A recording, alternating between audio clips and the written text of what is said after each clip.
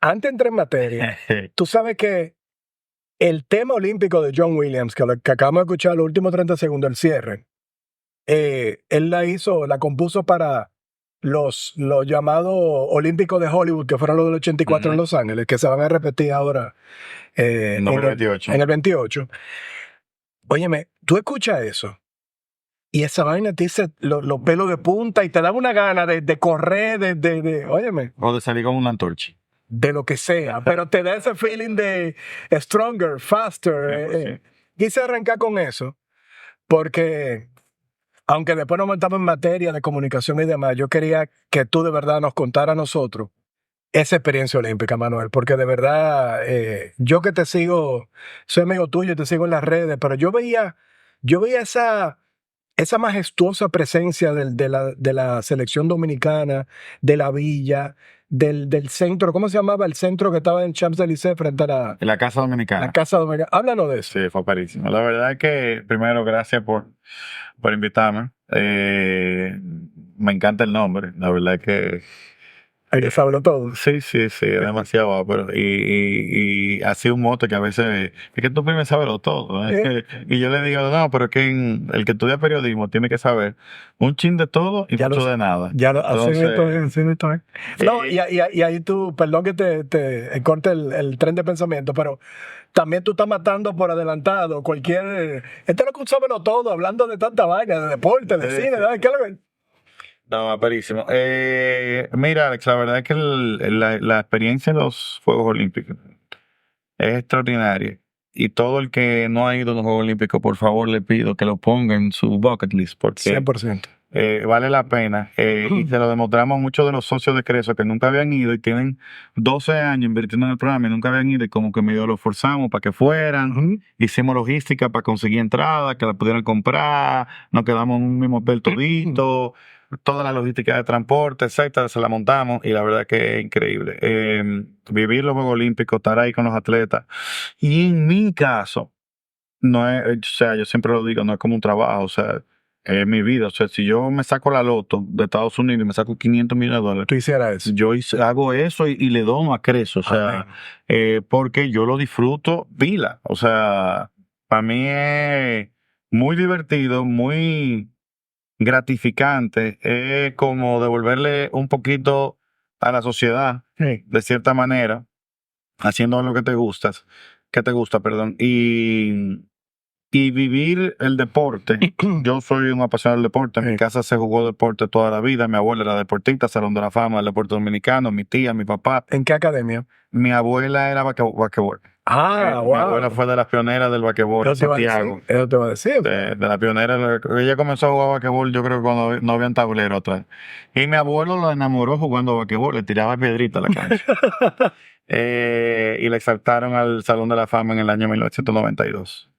Y mi papá fue campeón, fue pitcher, fue futbolista americano, fue billar, fue tenis, fue golf, todavía hoy en día es teaching pro de golf. O sea que el deporte en mi casa ha sido una piedra angular que yo trato de... Y tú también, o sea... sí, pero no al nivel de papi, ni de mi abuela, ni de mi tía, que fueron seleccionadas nacionales. Quizás era otra época. Quizás porque tú no puedes dedicarle el tiempo por tu responsabilidad, pero de que tú eres bueno, tú eres bueno. Bueno, yo fui selección nacional juvenil, que me queda ahí como un orgullito, un orgullosito en natación y en golf. Pero lo que más me gusta no es ser bueno, es hacerlo, porque además te da un sentido de luchar, de que la cosa no es fácil, de que no siempre se gana. Y eso es algo que yo le trato de transmitir a mis hijos. O sea, los valores del deporte, una de las cosas buenas es de que tú la mayoría de las veces, no la mayoría, pero casi la mayoría de las veces, inclusive el mejor, no gana siempre. Exacto. Y era la anécdota que contaba Federer el otro día cuando estaba haciendo el speech en la universidad. O sea, yo gané el 80% de mis partidos, pero solamente gané el 51% de los puntos. Así mismo. O sea, es esa línea tan fina que tú tienes que saber que hay que seguir, hay que luchar para poder. Y en los Juegos Olímpicos, lógicamente, la expresión máxima de eso. Correcto. Vivida en todos los deportes, habido y por haber, durante 2 semanas, con un setting embriagante, porque, por ejemplo, en el caso, yo tengo la dicha de ir a Río, Tokio, Pyeongchang y y París. Porque tú fuiste a la de invierno. A la de invierno de Pyeongchang en el 18. Pero teníamos selección. No tenemos representación. Lo que pasa es que si Jamaica puede, nosotros podemos. Nosotros podemos, yo siempre se lo he dicho. Pero esa fue la primera asamblea del COI, del Comité Olímpico Internacional, a la que Luisín fue después de haber sido electo. Y yo soy un amante de los deportes de invierno, me fascinan. Entonces le pedí a Luisín que quería ir. Y además, tú sabes, para dar una quiadita de que en Corea fue buenísimo. Válido. Sí, la verdad es que entonces vivir ese setting en esos Juegos Olímpicos es una experiencia de otro mundo. Y vivir la Villa Olímpica con los atletas es también espectacular. Tú caminas en la villa y encontraste a los atletas, a los Usain Bolt, los Michael Phelps, los Rafa Nadal, los Djokovic, o sea, no tiene precio. La verdad es que soy un privilegiado y siempre le doy gracias a papá Dios por haberme permitido vivir esas experiencias. Y también tuviste la dicha de de estar en esos Juegos Olímpicos con lo de Mary Lady, con una presencia tan fuerte. Mira, el momento más estresante de los Juegos Olímpicos para mí fue en 2016, cuando la medalla de Luisito Pie, porque ya era el penúltimo día. Ya no nos quedaban más atletas. Y no había nada. Y no habíamos ganado ni una sola medalla. Y era como que, wow, cuando Luisito pierde la semifinal, que la estaba ganando, pierde y tiene que ir a pelear por el bronce. Wow, qué locura. Entonces en el bronce también estaba súper peleado y fue punto de oro. O sea, el punto de oro es que cuando está todo empate, se van a extra tiempo y el primero que anote un punto ya se ganan. El sudden death. Sudden death. Y cuando Luisito mete esa patada ahí, que sube esa marca para República Dominicana, nos volvimos locos. Luego en Tokio, la medalla vimos la de Mary Lady, el 4x400, que fue una locura, pero la de Zakaria Bonat fue increíble porque Zakaria no estaba en los pronósticos de los sabelotodos internacionales como un tigre que iba a ganar medalla. Nosotros creíamos que sí, que él iba a luchar por el bronce. Ese tigre empató el récord mundial. Lo que pasa es que vino el chino y rompió el récord mundial. Claro. Pero él ganó plata empatando el récord mundial, o sea, estableciendo un nuevo récord mundial. Y yo que viví con él, lo que le había pasado en la pandemia y todo el trabajo lo que la pandemia lo afectó, pues nosotros, oye, nos pusimos a llorar media hora. Lo impactante que fue. Es que eso es es que al final del día, cuando tú ves que todo ese esfuerzo de años y años, todo ese sacrificio, y más para Claro. hay que creer eso para mí es lo más loable del mundo. Es que tú estás sacando gente, tú estás apoyando gente que no tienen nada. O sea, literalmente personas que están entrenando en la forma más paupérrima posible, y Creso le da la oportunidad de perseguir su sueño. Para que la gente entienda, Creso es Creando Sueños Olímpicos, que es un programa que apoya a los atletas de alto rendimiento de la República Dominicana, y por eso Alex está apoyando a un atleta que viene de abajo. La verdad es que la mayoría de los atletas vienen de abajo, y lo que hacemos es eso, a tratar de que ese atleta logre ese sueño olímpico, porque ese sueño olímpico se traduce en comprarle una casa a mi mamá. Claro. Ese atleta que viene subiendo, lo primero que está pensando es que yo quiero comprar una casa a mi mamá. Yo quiero a través del deporte romper el círculo de la pobreza. Y es normal. Claro. O sea, la gente a veces se queja, bueno, pero los atletas son pobres. No que los atletas son pobres. Es que la realidad de la República Dominicana es que hay un nivel de pobreza grande y a través del deporte esa persona entiende que puede romper ese círculo. Y encuentra en el deporte con talento una forma de romperlo. Y nosotros lo que hacemos es catapultar ese talento para que pueda foguearse constantemente y llegar a esos Juegos Olímpicos, esos Juegos Panamericanos, esos Juegos Centroamericanos y triunfar. ¿Y cómo es el screening process para tú llegar a Creso? O sea, ¿cómo si tú eres un jovencito que tiene potencial en track and field o potencial en cualquier academia, ¿cómo Creso dice, vamos a apoyar a ese muchacho o a esa muchacha? Lo primero es que el deporte tiene que ser olímpico. Ajá. Nosotros solamente invertimos en deportes que sean olímpicos porque es cerrar el ciclo. A veces la gente me dice, no, pero que en boliche, que en equináutico, por ejemplo, en equináutico tenemos el 4 del mundo, que es Robert Pigosi, pero yo no lo puedo apoyar porque solamente llega hasta los Panamericanos. Claro. El impacto que tiene una medalla olímpica sí.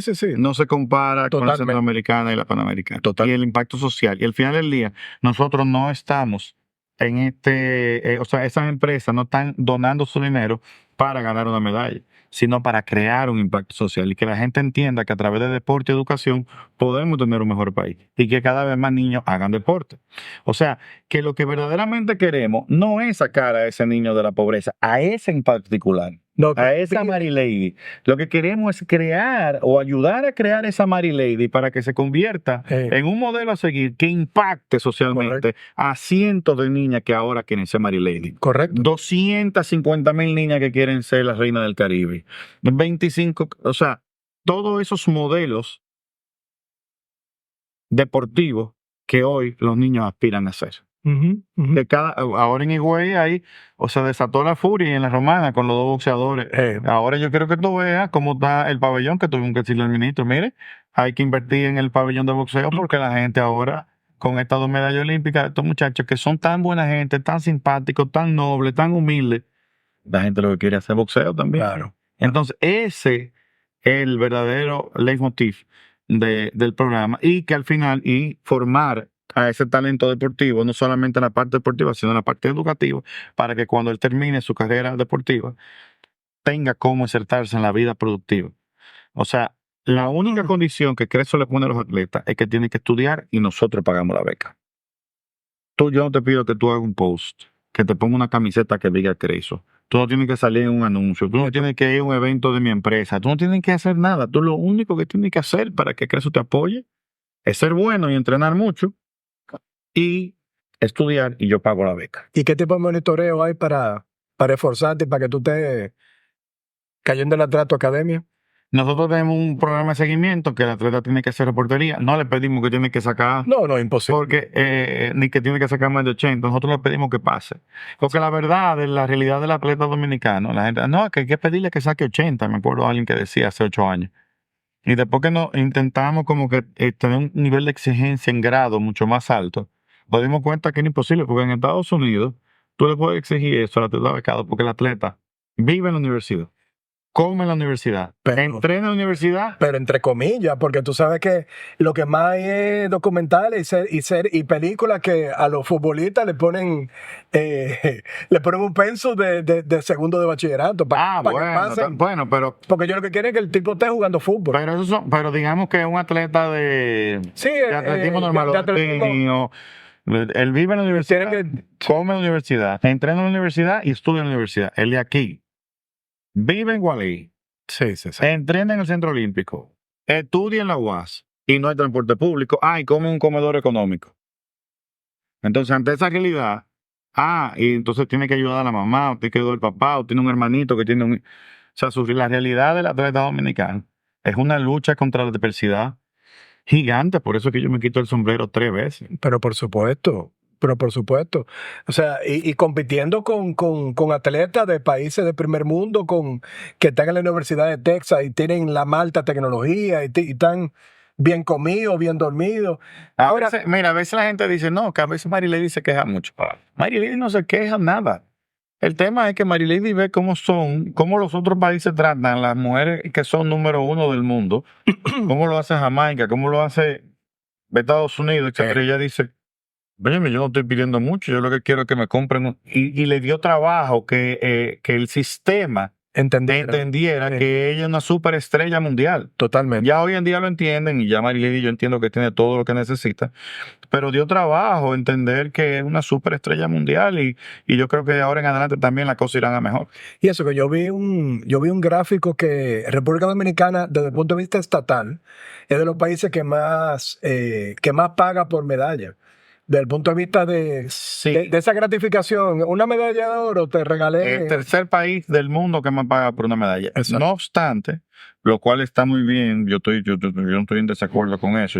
Siempre es un one-time payment lo importante es que el atleta tenga garantizado su entrenamiento diario, su alimentación correcta, que su entrenador le hayan atendido, que los temas logísticos de visa estén resueltos, que eso es el premio es muy importante, porque al final del día el premio es el aspiracional para él fajarse a conseguir esa meta que le va a permitir comprarle la casa. Y lo que hablamos es un life changer. Es un life changer total. Literal. Pero necesita la inversión constante. No, totalmente.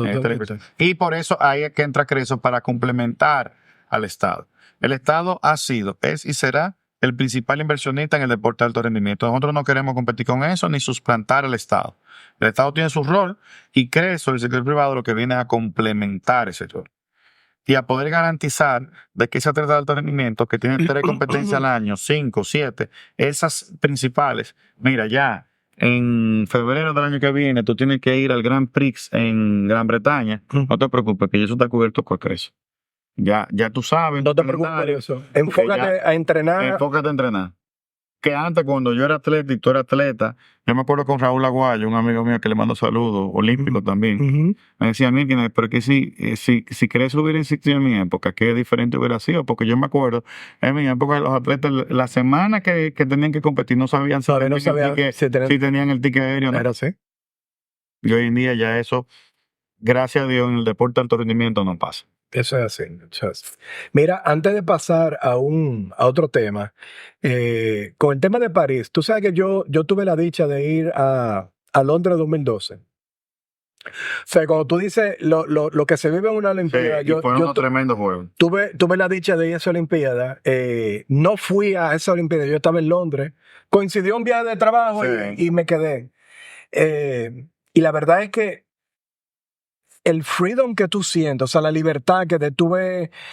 Óyeme, literalmente tú estás viendo miles de jóvenes en la calle, disfrutando, paseando, conviviendo. La pregunta que te quería hacer, con todos los problemas que estaba teniendo París previos a la Olimpiada, ¿hubo algo tras bastidores que nosotros no lo vimos por televisión, de mucha seguridad, muchos militares, muchos checkpoints? ¿O era tan libre como una eso? Combinación. Como yo experimenté. París estaba vacío. Estos fueron unos juegos deliciosos. Bueno, que los parisinos en verano también. Es que hubo una combinación. Los parisinos se iban y todo el mundo contaba con que los parisinos se fueron. Sí. Lo que no contaba la gente es que los turistas no iban a llegar. Como hubo tanto miedo de la seguridad de París, de que iba a ser un caos, que el tráfico, porque París es la ciudad con más turistas del mundo. Correcto. Y más en verano. Sí. Entonces, por eso que se van los parisinos. Exacto. Entonces la gente contaba con que los parisinos se fueran. Lo que no contaban era con que los turistas no iban a llegar. O sea, las líneas aéreas perdieron millones de dólares porque los vuelos normales, o sea, solamente fue para París el que iba para los juegos. Y con eso tú no llenas París, porque París es muy grande y tiene muchas habitaciones hoteleras. Claro. Tanto es así que nosotros reservamos hoteles 16 meses antes de los juegos. Y nosotros pagamos 10 pesos. Las habitaciones en ese mismo hotel, 2 días que se quedaron vacías, que yo tuve que comprarle una noche a alguien, estaban a 2 pesos. Increíble. O sea, una locura. Pero fue delicioso para lo que fue. Claro. Porque tú encontrabas reservas en los restaurantes, tú caminabas por la calle feliz, el metro estaba... Que es totalmente inverso a lo que yo veía. El metro estaba viable, tú no hacías... O sea, encontraba taxi, fue extraordinario. La experiencia fue para el que fue para los juegos. No puede decir otra cosa, que fueron los mejores juegos de la historia. Además, mira, yo tuve la oportunidad... fueron los juegos más bellos del largo. Porque el setting... Yo no o sea, yo que soy fan de los juegos. Fueron unos juegos que se hicieron en la ciudad. Escénicamente hablando. Bueno, ese voleibol de playa fue una locura. Al lado de la Torre Eiffel. El ecuestre en Versalles fue una locura. Eso tuvo magistral. Los deportes de la calle, skateboard, breakdance en la Concordia. El nado en el río. Bueno, ya eso es otro tema, la limpieza del río, pero la belleza es correcto. El esgrima y el taekwondo en el Gran Palais. No, es que o sea, todos estos monumentos históricos de París, tú tener los juegos pasando ahí. Y te voy a decir algo, un sitio que nadie se imagina en la Défense fue que se hizo la natación. Se construyó la piscina en el multiuso ese de la Défense. Yo nunca había vivido una experiencia como la que yo viví ahí cuando Léon Marchand, el de natación de Francia, ganó la medalla de oro en el 200 combinado, rompiéndole el récord a Michael Phelps. qué locura. Que Phelps estaba ahí. Y Phelps está, no, en eso se fin. Yo lo cuento. Bueno, pero es que fue en su país, o sea.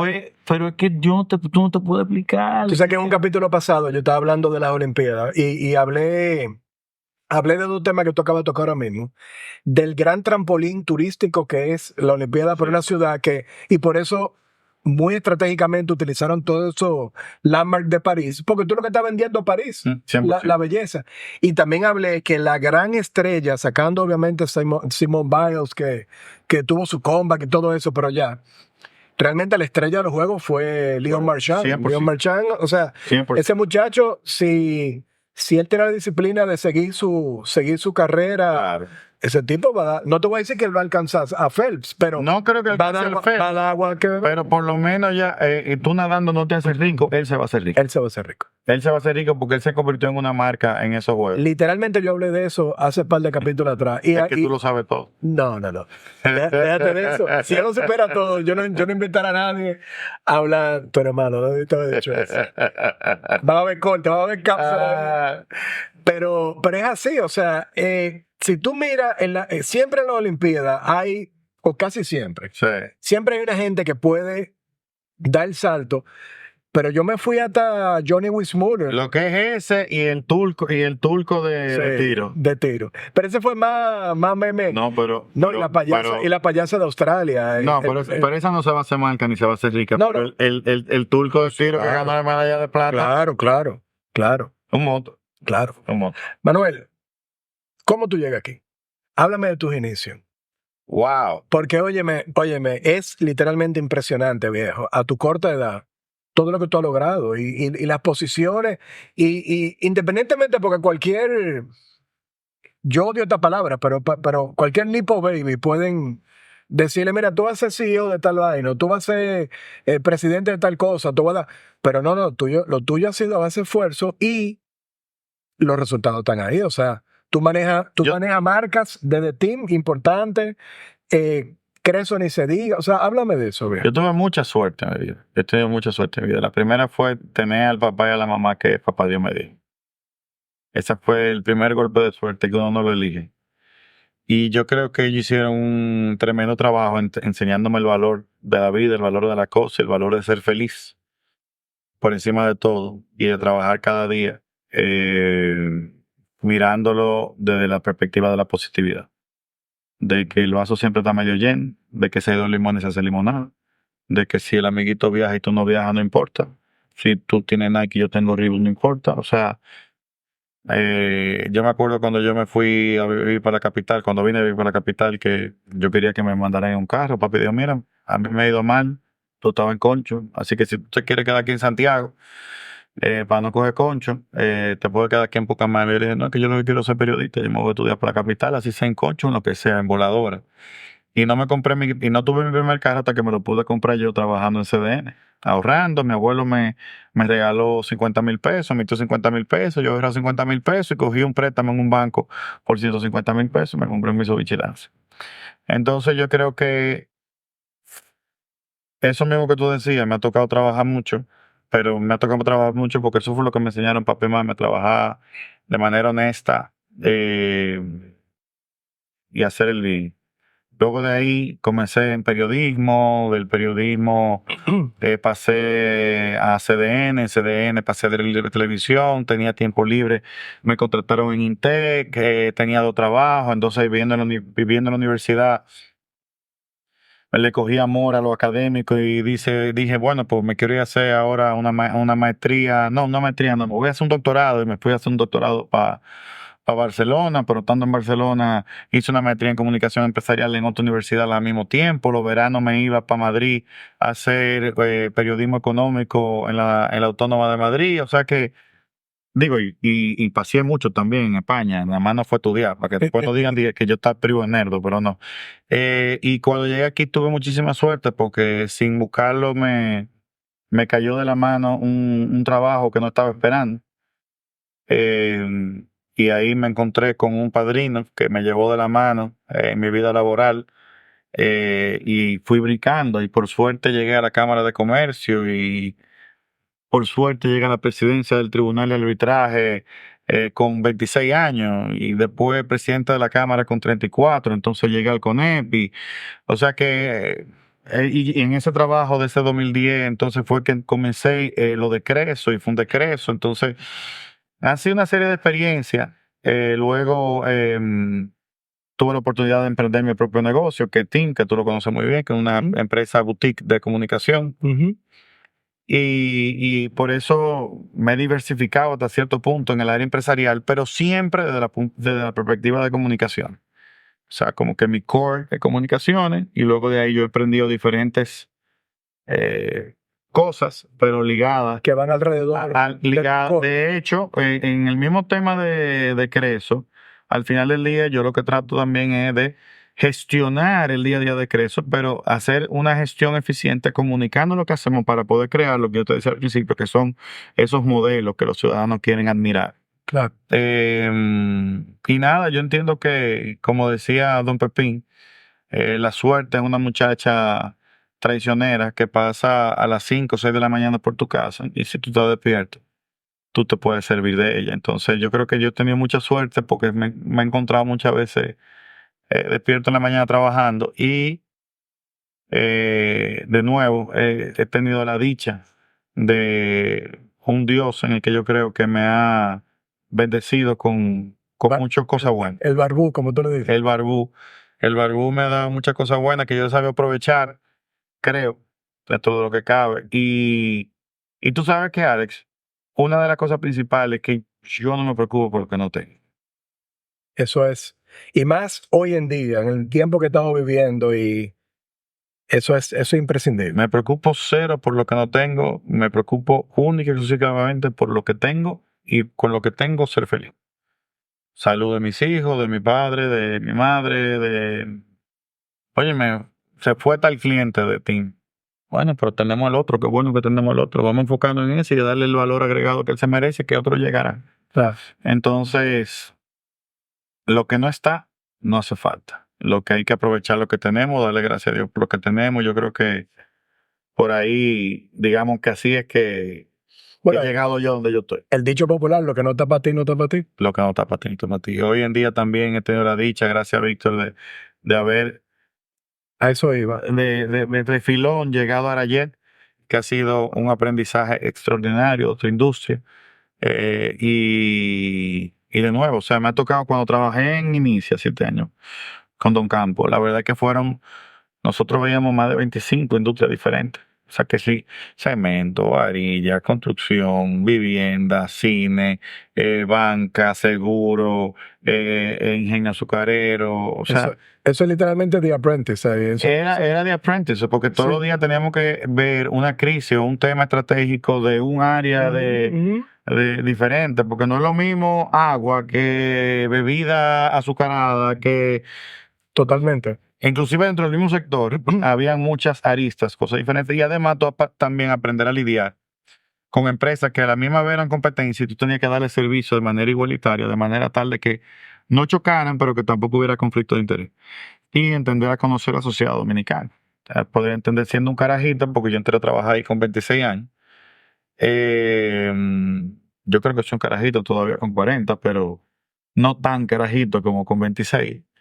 Y tú puedes entender cómo funciona la sociedad dominicana, quién es quién, cómo se mueven las aristas en los gremios. Yo al final del día he pasado por la mayoría de los gremios importantes de República Dominicana y las personalidades de esos gremios, cómo se mueven esos gremios. Y de hecho eso es lo que me ha dado la posibilidad hoy de servirle a esos gremios desde mi pequeña empresa, tratando de aportarle valor para que las cosas en el sector privado funcionen mejor. Bueno, y literalmente tú primero lo conociste adentro y ahora Exacto. Desde afuera ya tú le das el enfoque. Exacto. O sea, tú sabes la medicina que necesita el paciente. Yo creo que sé más o menos la medicina que necesita el paciente porque he estado ahí. O sea, desde el 2010 hasta el 2022 tuve 12 años activo en los gremios y pasando por muchas juntas directivas, la Junta Agroempresarial Dominicana, Ángel, la Cámara de Comercio, la Cámara de Comercio de la provincia, la Federación Dominicana de Cámara de Comercio, el CONEP, la Asociación Dominicana de Empresas Turísticas, ADETI, la ADA, la Asociación de Hacendados, Muchísimo. Y desde el punto de vista de comunicación, Manuel, ¿tú has visto en los últimos años un cambio, comunicación empresarial, en lo que es PR, ¿tú has visto un cambio? Cuando yo estudié y ahora son dos cosas completamente diferentes. La esencia es la misma. Correcto. La esencia es la misma porque al final del día, yo lo que siempre le digo a mi cliente, yo no puedo comunicar lo que tú no haces. Si tú no eres bueno, yo no tengo forma de decir que tú eres bueno. O sea, tú no me puedes decir, no, es que mira, que yo quiero solucionar la reputación de mi empresa. Y yo quiero, bueno, yo quiero decir que yo soy el número uno en lo que yo hago. Porque tú eres el número uno. Exacto. No, yo soy el número 10. No, No, no pues, puede yo ser puedo eso. decir eso. Claro. Entonces yo tengo que decir, vamos a buscar dentro de todo lo que tú haces, en qué tú eres el número uno. Y vamos eso. a explotar eso. Claro. Y poco a poco vamos trabajando lo demás para ir subiendo en ese sentido, pero darle valor a lo que tú tienes valor. Lo que a veces la gente se vuelve loca buscando, ¿qué es lo que yo tengo valor? Hay muchísimas cosas que tú puedes comunicar con valor. Pero, Entonces tú simplemente tienes que buscar ese diferenciador para hacerlo. Y ese es lo que sigue siendo lo mismo. Lo que es completamente diferente es los canales por los que tú lo comunicas, la gente a la que tú le comunicas, porque la gente cambió. Eso es. Y la era de la posverdad. Ya antes tú te podías permitir el lujo de tener un error y de que ese error tú lo podías controlar en los medios tradicionales de alguna manera. Uh-huh. Hoy en día, a veces tú ni siquiera has cometido un error, pero alguien dice que tú cometiste un error y eso se convierte viral. Sí. Y tú no tienes forma de poder recoger los platos rotos y de componer el plato. Por más cinta pegante que tú le pongas. Sí, bueno. O sea, la reputación hoy en día se destruye tan rápido que da miedo. Da miedo porque da mucho trabajo construir reputación. No, y con los mecanismos de destrucción que hay, los bots, los mercenarios mediáticos que cogen dinero por la... Óyeme, vamos a acabar tal empresa, vamos a crear tal rumor. No, yo estaba hablando ahorita de un comunicador amigo que se calentó el otro día por algo que dijo en los medios de comunicación. Y él después pidió perdón. La gente no se acuerda de cuando él pidió perdón. No. La gente nada más se acuerda de lo negativo. De lo negativo y de lo que dijo. O sea, tú no tienes forma, rectificando inclusive a veces, y como quiera a veces hay que hacerlo, pero a veces ya hoy en día tú rectificando, tú no corriges el daño que tú le haces a una marca cuando tú te pasas por un proceso de eso, no, de difamación, y tampoco entonces te puede muchas veces entrar en un problema legal de demanda, de difamación e injuria, a menos que lo justifique mucho, porque el problema es tan chiquito que tú meterte en esa demanda lo que puede muchas veces hacer es mantener 100%. el problema vigente en los medios durante 100%, 100%. Y nosotros estamos viviendo una sociedad tan tribal, o sea, tan de tribu, que ahorita lo que al comunicador le conviene es seguir con su convicción, no seguir batiéndola, ¿tú sabes qué? Sí. Pero quedarse callado. También. Y va a haber un segmento de la sociedad que hasta lo van a ver como un héroe. Y otra cosa muy diferente que no pasaba antes, o hace 20 años. Hace 20 años había corrupción en la comunicación, siempre había. Y gente pero hoy en día la comunicación se ha popularizado tanto, vamos a decirlo de esa manera, que tenemos actores en los medios de comunicación o en los medios digitales de comunicación que tienen mucha incidencia. Claro. Y que son extorsionadores profesionales. 100%. Y se inventan una historia con tal de... Hay un sistema de crisis y él coge eso para provocar a que la empresa de otro lado venga y lo silencie. 100%. Y eso primero me da tirria, pero también me da miedo de la sociedad en la que vivimos. Y del que tenga que ser, hoy en día, hacer crisis management es mucho más complicado de cuando yo lo hacía hace 20 años. Mira, eso es tan, pero tan complejo que al final del día el círculo va a ser un 360 y ellos van a volver a donde iniciaron. ¿Por qué? Porque si tú te estás cambiando de bando constantemente por el mejor postor. Pero es que yo no sé, Ale, porque va a desaparecer, pero entonces aparece otro, porque eso también es lo que pasa hoy en día. Eso sí, claro. La comunicación es tan inmediata que vemos figuras como surgen, son fugaces. Claro. Son estrellas fugaces. Claro. Pero lo vemos no solamente en los comunicadores, en el arte, en la película, en las canciones, o sea, sube como estrellas fugaces, los medios lo suben y ellos se destruyen, porque es tanta la fama, porque tú de repente tienes 2 millones de followers, 10 millones de followers, y tú te crees que son 10 millones de gente que te sigue. Pero podemos citar, para no hablar de República Dominicana y no calentarnos con nadie, podemos citar un caso de estudio que es el Hop to a Girl. O sea, esta es una muchacha que estaba con su amiga caminando por la calle. Hay un tipo que está haciendo unas entrevistas y, bueno, para los que no lo saben, le preguntan algo que tiene que ver con la relación entre un hombre y una mujer. Y ella dice, no, lo que tú tienes que hacer es tal cosa, hop to her. Ella lo hace de una manera muy jocosa, graciosa. La vaina se viraliza.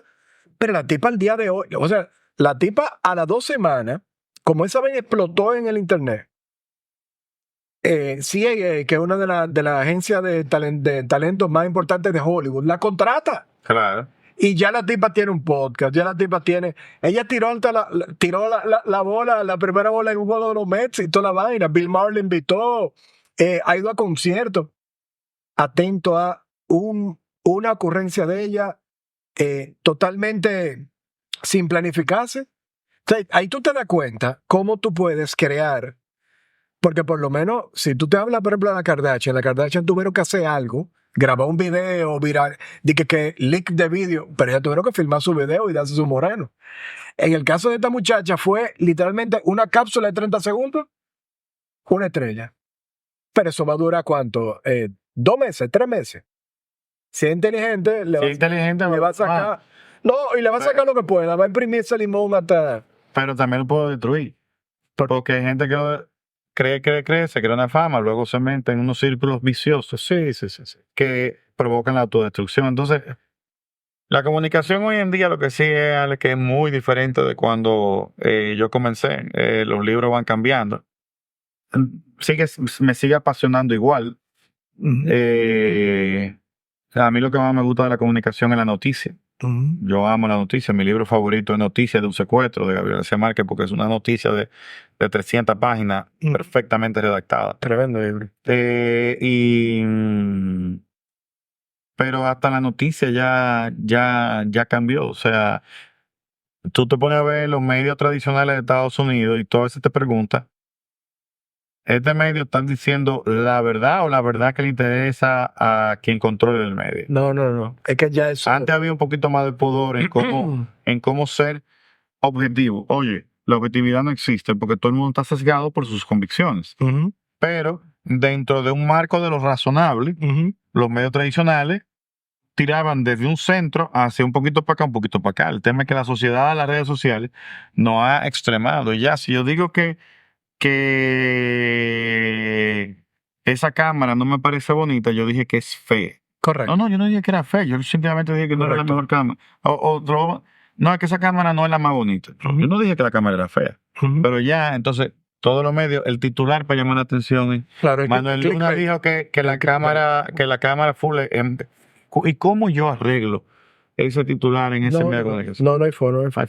Yo estuve leyendo el libro de de Woodward, que decía que el tema se complica con los medios de comunicación cuando a mediados de los años 70 se permite que los noticieros empezaran a vender anuncios y se convirtió en un negocio. Porque hasta ese momento, cuando se inventa la televisión, tú sabes que los airwaves eran propiedad del gobierno americano. 100%. Se crean las tres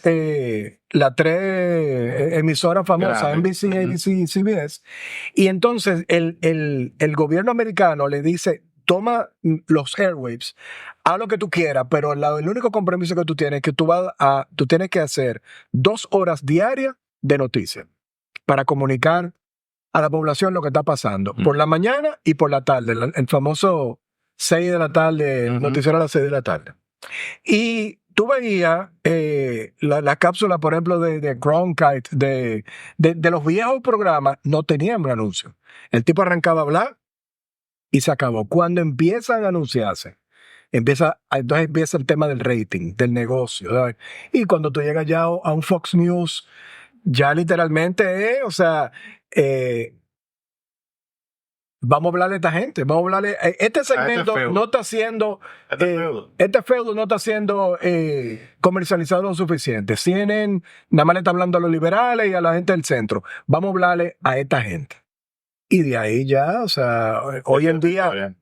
Pero hoy en día, como tú bien dices, no sé si tuviste hay un escándalo con 60 Minutes que ellos editaron una entrevista con Kamala Harris para hacerla quedar bien. Entonces ya cuando tú coges ya tú coges la institución más seria, que hasta han hecho películas de Insider, de Icon Man, que hasta han hecho películas. De hecho, para mí The Insider es la mejor película de Russell Crowe. Sí, 100%. Más que Gladiador. No. Yo lo dije aquí, sí, en contra de mi compadre. A él le dan. A él, Gladiador es una gran película. Me encanta. Pero a Russell Crowe le dan el Oscar por Gladiador porque no se lo dieron como se lo debería haber dado por The Insider. 100%. Pues en The Insider se ve. Si comenzamos a hablar de películas, señores, nos van a dar como 2 horas más. No, pero espérate, porque antes de acabar, en este podcast se habla de películas al principio al final, obligado, porque esa es mi pasión. Yeah. Yo siempre quise ser director de cine, pero mi papá no me dejó y me quedé con esa frustración. Yo soy un cineasta frustrado también. Oye, yo lo que quería es ser actor y acabé en la televisión y en las noticias. Algún día, cuando tú te sacas la loto o te la sacas o me la saco yo, pero cuando yo me saque la loto de Estados Unidos, me voy a mudar a Hollywood a hacer películas porque normal. Sí. Pero cuando tú ves que 60 Minutes le hace una entrevista a Kamala Harris y Harris empieza a hablar disparate y al final lo arregla. Entonces son tan brutos. Porque esa es otra cosa que está pasando, hablando de comunicación. Los equipos de redes sociales no son los equipos, o sea, no están en contacto con los equipos que están hablando que están comunicando, por ejemplo, esa entrevista con la televisión, o lo que están con la prensa, o lo que están con la revista. Entonces, el tipo de redes sociales, el community manager coge y saca el largo de la pregunta y la respuesta. Uh-huh.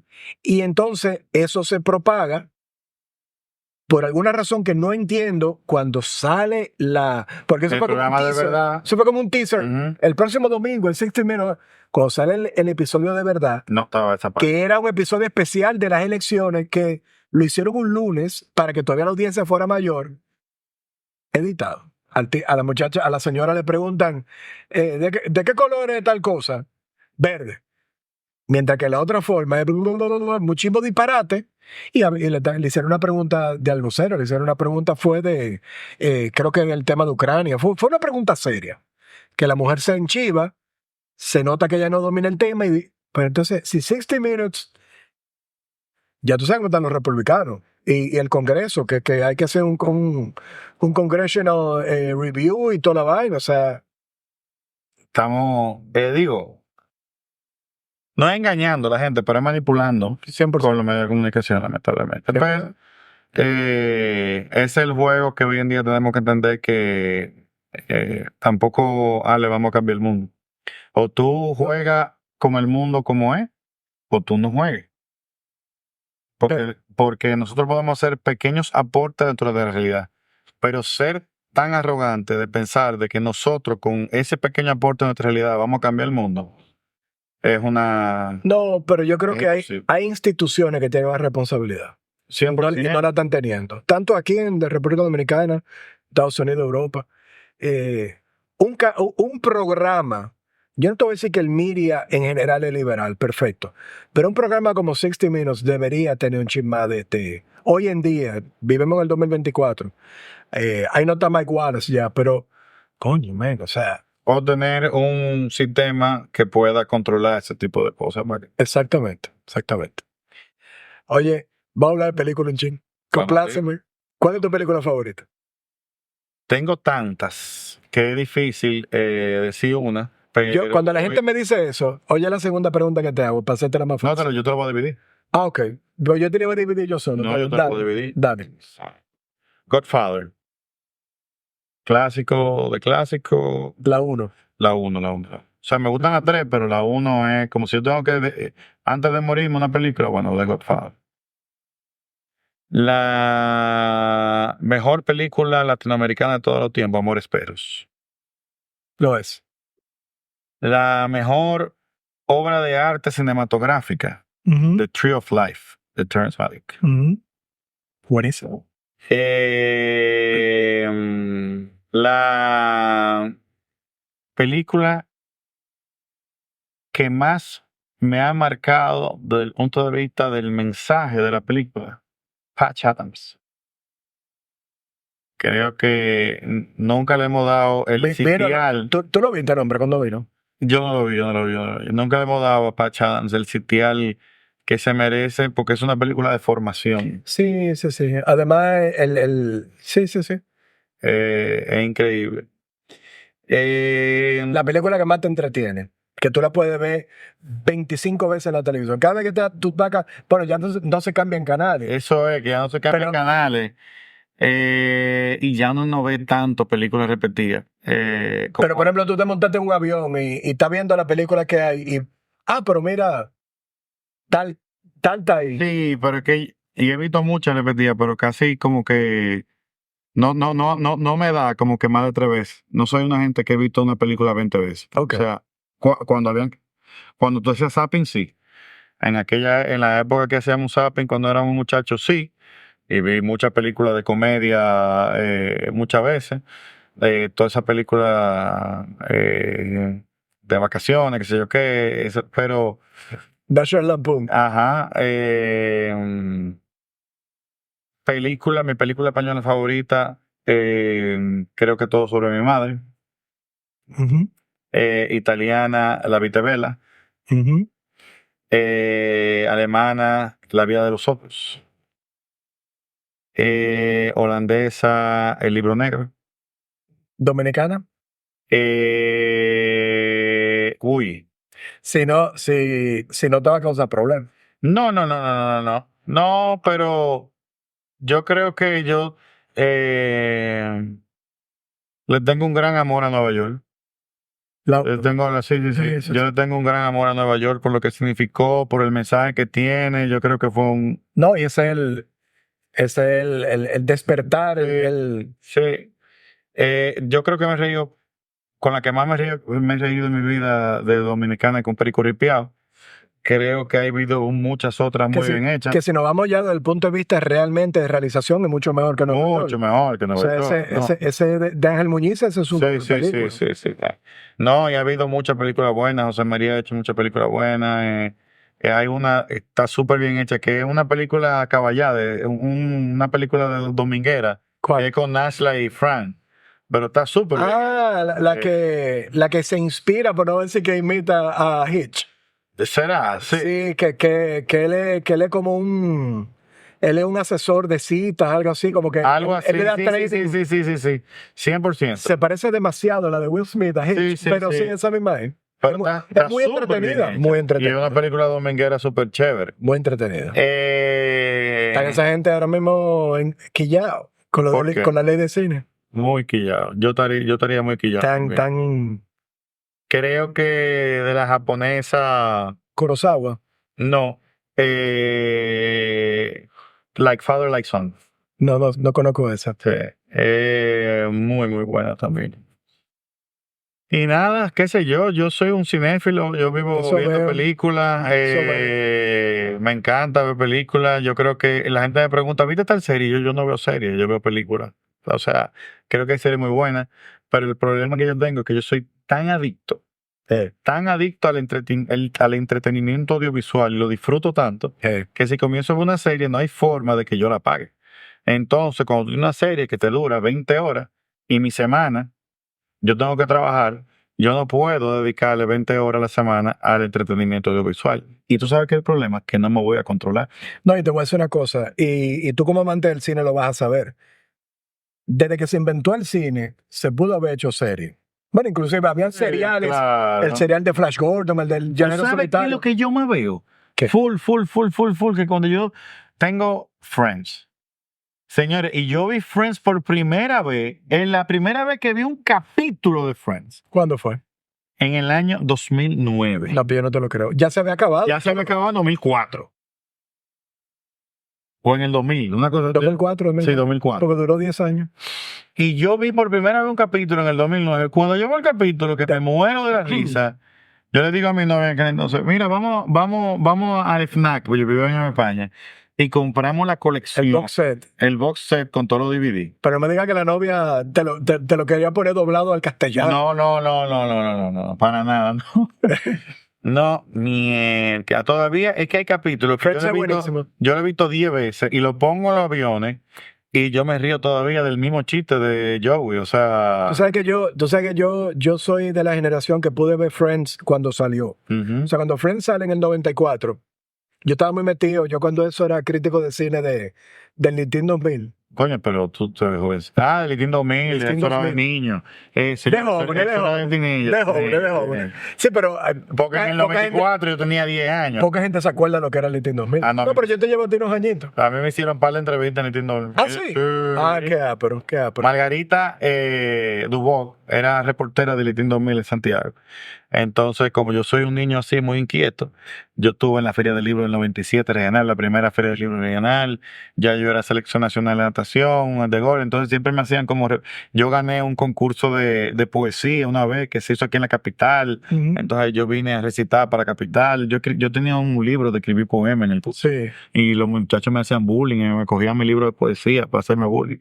Y entonces me hicieron par de en Listín 2000. Pero dame decirte algo. Nintendo 2000 era un medio tan bonito, en el sentido de que era literalmente un mini periódico Claro. con el lenguaje y con los gustos de los jóvenes. Y hecho por jóvenes. Y hecho por jóvenes, redactado por jóvenes. Hoy en día no hay nada de eso, viejo. O sea, No.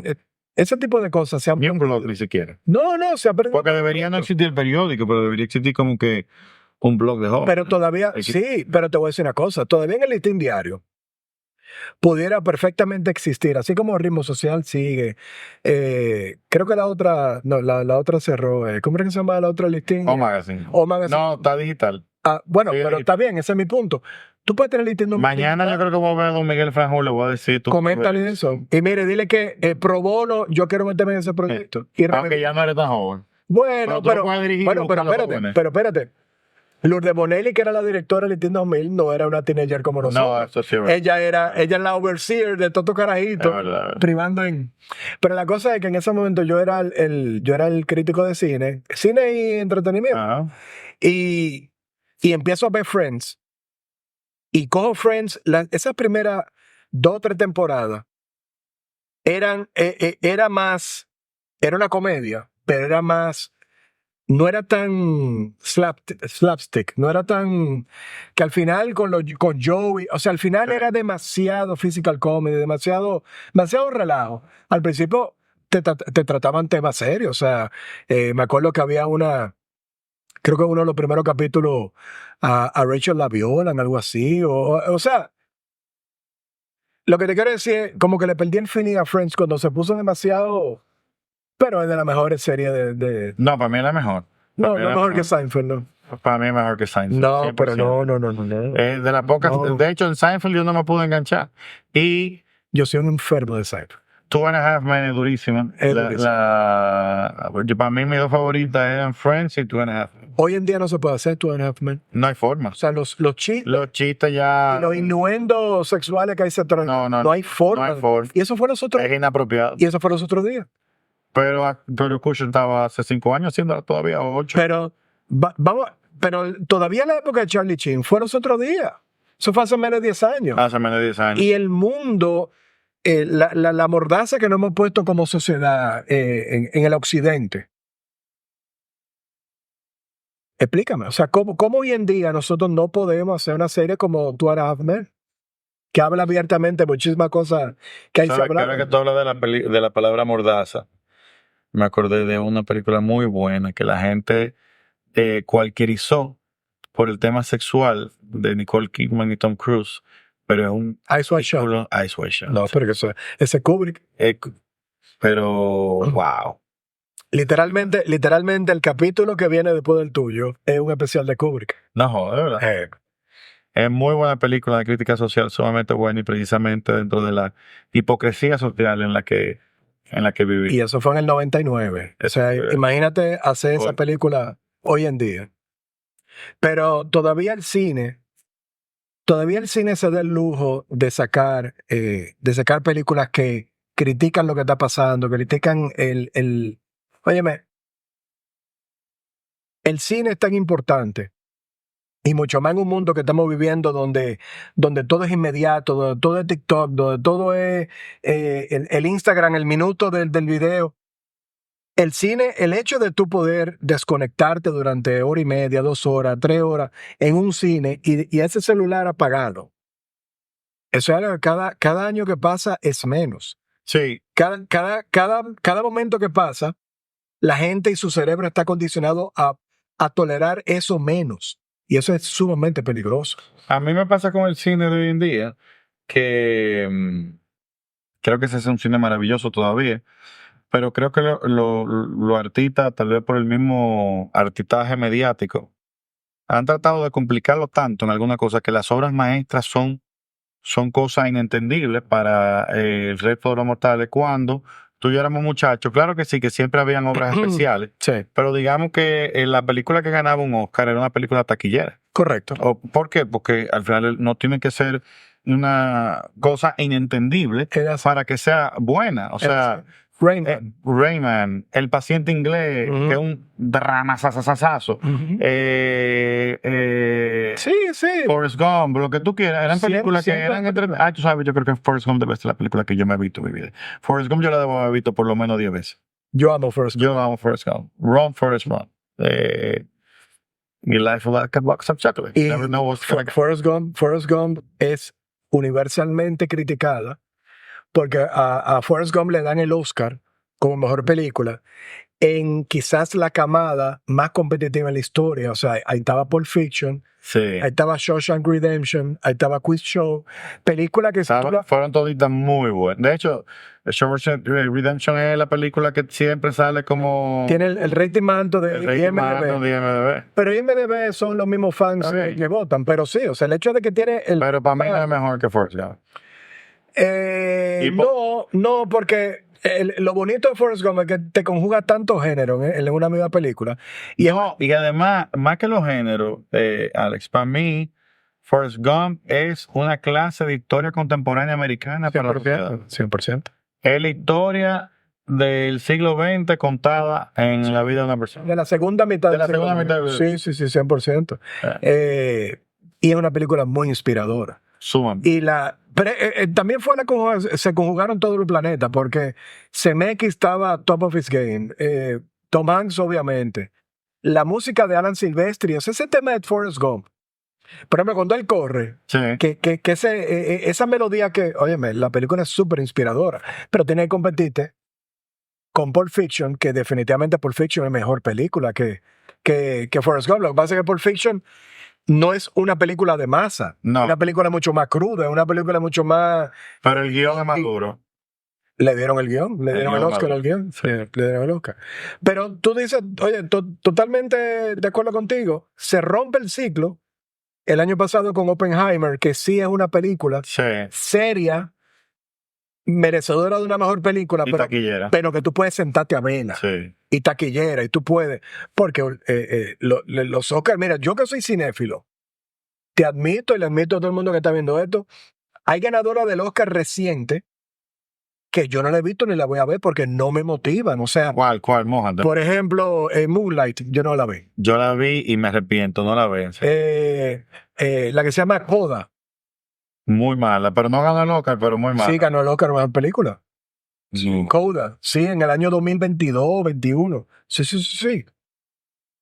Ganó seguro. La del motel en Miami o en la Florida, que es un motel rosado, que también ganó el Oscar, que esa como del 2020 o 2019. La de... No. Que una familia clase baja en Estados Unidos que tiene muchísimos problemas. Entonces la película es súper gráfica y cruda y se ve todos los problemas. No me acuerdo. Oye, Anyways. bueno, pero- tú sabes, antes de Oppenheimer, la última Oscar winner que yo vi que me gustó, no te diría que merece mejor película, fue Green Book. yo pensé que tú te referías a Green Book. No, Green Book es buena, es buena. Green Book es buenísima. Y no me critiquen a... ¿A quién? Parasite. Parasite es un peliculón. Parasite, la coreana. Es un peliculón. Yo la empecé a ver y tuve que cortarla por una situación que no podía seguirla viendo y no la he vuelto a enganchar. No, para hacer películas para eso yo lo he visto 2 veces. Y no, yo te decía era la de Mike, búscate. Guillermo del Toro, The Shape of Water. No, The Shape of Water no es un Es un película. No es un película. Pero que la crítica porque no es taquillera, pero es un película. Además, ese es un homage al monstruo de la Laguna Verde. Sí. O sea, no, pero Del Toro es. Óyeme, yo te voy a decir una cosa. Si el modelo de Hollywood lo que tiene que volver a como era hasta los 90, y era que tú tenías. Ya hasta los 2000 bajito. Hasta los 2000 bajito. Hasta que se puso de moda Marvel, básicamente. Donde tú tenías. Todos los años tú tenías películas que eran diseñadas para hacer taquilla. Tú tenías El Hombre Araña, tú tenías Terminator 2, tú tenías la misma Guerra de la Galaxia. Pero los estudios no vivían de eso solamente. O sea, los estudios te hacían comedia, te hacían comedia romántica, te hacían drama, te hacían el famoso mid-budget. La comedia de ahora son estupidísimas. Es que ni hay comedia de cine. Piensa. O sea, por ejemplo, la comedia esta de Jack Nicholson que ganó con Helen Hunt. Something's Gotta Give. O sea, eso es brillante. Bueno, dame decirte algo. No hacen nada como eso hoy en día. Tú has puesto un excelente ejemplo. O sea, imagínate esto. Esa fue una de las mejores películas del año. Le valió el Oscar, creo que a los dos. Sí. Tanto a Nicholson como a Helen Hunt. Greg Kinnear estaba nominado al Oscar. Creo que el director la película tuvo nominada al Oscar. Si tú hoy, 2024, vas a un estudio de Hollywood y dices, mira, yo quiero hacer una película sobre un hombre que tiene problemas mentales, no es un teenager, sino va a ser un hombre maduro de casi 50 y pico, casi 60 años, y la mujer que va a ser la protagonista es una cincuentona. Y va a haber un homosexual que está haciendo bullying. Uh-huh. Y yo quiero contratar actores de calibre. La película va a costar cerca de $100 millones. Tú te vas a decir, olvídate de eso. Vamos a hacer algo de muñequitos. Vamos a hacer algo de superhéroes. Entonces, si no volvemos, el tema de que para eso volver, es muy difícil. El público tiene que apoyar eso. El público lo apoya. Lo que pasa es que nos estamos llevando de 3 haters que salen en Twitter y te dicen que no y se arma un lío. No. Y ya, pero el público lo apoya, la gente le sigue gustando. Tú sabes que yo quiero ver, no la he visto, Joker 2. Me dicen que es muy mala. Pero esas son la gente de Twitter. Me dicen que es muy mala, pero Joaquín Phoenix dijo que fue mala. El mismo Joaquín dijo que fue mala. La discusión que él tuvo con Lady Gaga. Pero eso se hizo en base a una inspiración y un sueño de Joaquín. Sí, pero parece que la realización al final, de hecho el tigre la filmó con 3 finales diferentes para que no hubiera spoiler y al final lo que cogió Joaquín. Pero no me la cuento, Joaquín, yo no le vi. No me la Joaquín pero yo estaba loco por verla y después que he visto todo. No, pero hay que verla porque la 1 fue tan brillante que yo quería verla. Y además que yo no soy a mí no me gustan las películas de superhéroes, pero soy un amante de Batman. O sea, porque al final del día Batman no es un superhéroe, Batman lo que es un tigre con cuarto que usa ese cuarto para hacer bien a la sociedad. Y no tiene nada, a diferencia de Iron Man, que es más o menos lo mismo. Sí. Iron Man tiene un suit que lo hace un superhéroe. Indestructible. Batman puede coger un balazo y morirse. Sí. O tú le puedes meter ahí una cuchilla aquí. Que no sé por qué el Guasón y compañía no dice, venga, pero vamos a darle en la boca o aquí y ya salimos de él. Pero la verdad es que soy un loco, un enfermo con Batman y lógicamente fui a ver Joker y fue una oda. O sea, wow. Qué película. De hecho, me dio miedo. Porque yo dije, el problema de Joker es que la sociedad americana, nosotros estamos caminando a ver Nueva York convertido en eso. A volver a Nueva York de los 70. Joker es un homage a las películas de Scorsese de los 70, a Taxi Driver, a Main Streets. Y dicen que esta era un homenaje a New York, que es el musical de Scorsese. Sí. Pero hay que verla, porque al final del día, yo tengo la curiosidad, yo necesito... Bueno, pues vamos a acabar de grabar y vámonos para el cine. Vamos para el cine. Vámonos para el cine. Manuel. Gracias, hermano. Gracias a ti, señor. Excelente conversación. Me faltaron muchas películas buenas. ¿Cuál? Muchas películas. Menciónate una. Ciudadano Kane, Casablanca, Ya. Fargo. Ya. ¿Tú sabes con qué vamos a cerrar? Vamos a cerrar con algo interesante. Tú mencionaste Fargo. Sí. Fargo es una obra maestra del hermano Coen.